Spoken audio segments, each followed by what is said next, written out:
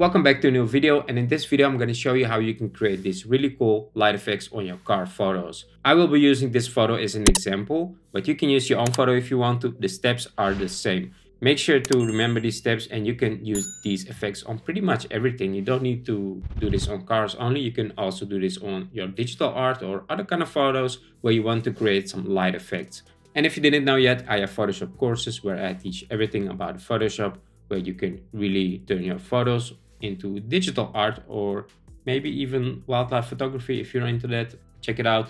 These courses have a discount now. I will leave the discount in the description of the video. Check that out, and maybe you will like the courses to learn more about Photoshop.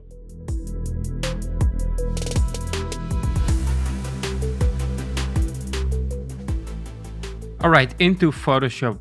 I'm going to use this one as an example. And if you want to follow along, you can download this photo.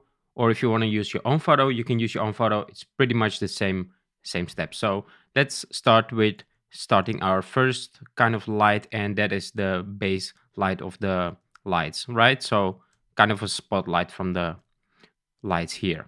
Now, first of all, let's create a new layer. So we work on different layers every time. And then I'm going to go into brushes. And if I go to the settings of the brushes, we have general brushes. You should have this in Photoshop. Everyone has this. And pick the first one. It's called Soft Round General Brush. And you want to make sure you keep the opacity at 100 and flow at 100 here. And make sure the hardness is at 0. Now, first of all, let's make sure the foreground color is white. So if you don't have white, just click on the foreground color and pick white. Now, let's make the brush a bit smaller so we can really take the right size. So first of all, click on the new layer and let's make a dot like that. And now I'm going to make a new layer again because I want to work on different layers on every side of the light, and this one here. And that way, if I click a little bit off, then I can always move it around to the right spot, right? So make sure to create different layers. Now, we already have two lights here. Now, the next thing I would like to do is create a new layer again. And this time I'm going to make a dot again. But this dot, I'm going to take the move tool here. And if I press Ctrl or Command T, I can bring up the free transform window. And if I hold down Shift while taking the top side, I can make it like that. And now let's stretch it out to the right. So don't forget, hold on Shift. So let's make like this really kind of thin line of this light, just like that. Right, so once you have this, press Enter. And this I'm going to put there.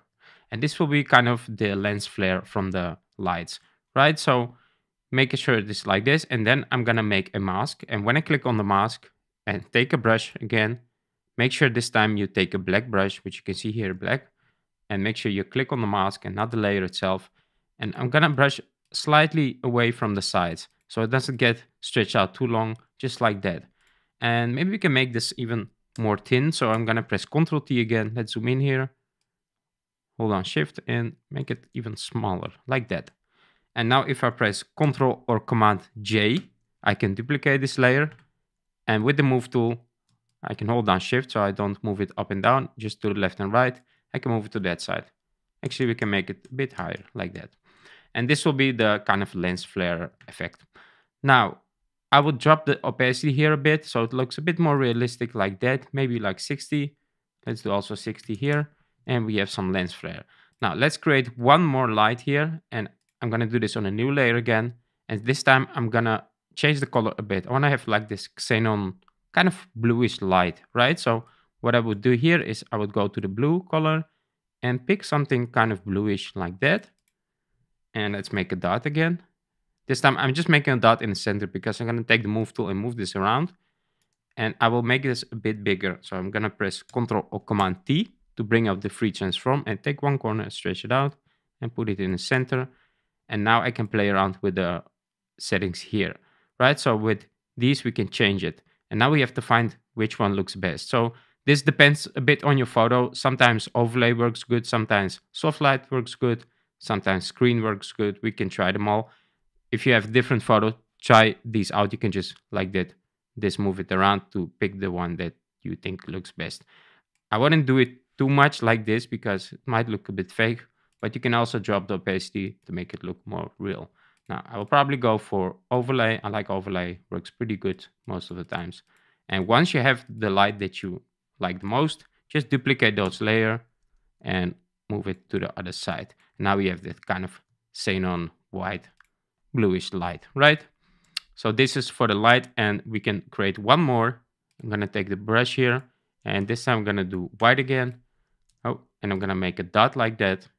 And now I'm taking the move tool, gonna place it on top of this, and I'm gonna hold on shift, and I'm gonna make it a little bit like that, right? So a bit stretched like that, and then put this on top of the light.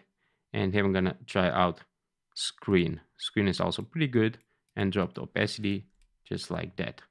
Now let's duplicate this with Ctrl J, move it to the other side, so a bit of a softer kind of light.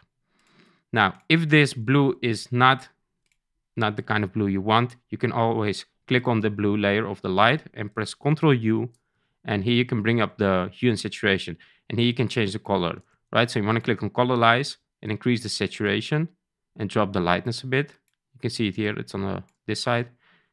I'm gonna drop this, and here I can control the light. So you can even change the color of the light, but I think usually it's a bit kind of bluish like that. Maybe something like this.